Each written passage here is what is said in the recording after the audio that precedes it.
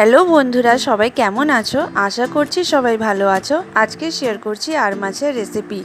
এটা খেতে কিন্তু গরম ভাতের সাথে খুব ভালো লাগে।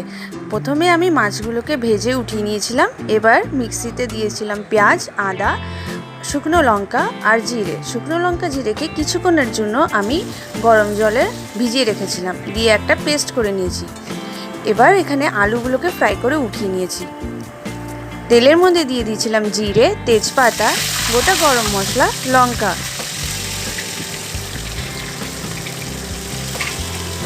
দিয়ে কিছুক্ষণ নেড়ে পেস্টটাকে দিয়ে ভালোভাবে কষিয়ে নিয়েছিলাম।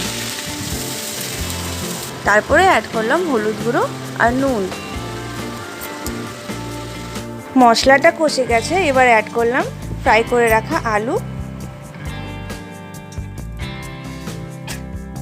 অ্যাড করলাম গরম জল পরিমাণ মতো, দিয়ে সব কিছু ভালোভাবে মিশিয়ে নিয়েছি। ঝোলটা যখন ফুটবে তখন ঢেকে কমিয়ে কিছুক্ষণের জন্য ফুটিয়ে নেব।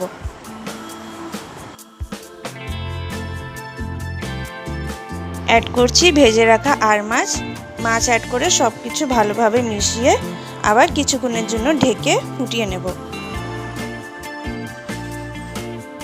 লাস্টে নামানোর আগে অ্যাড করলাম গরম মশলা আর ঘি।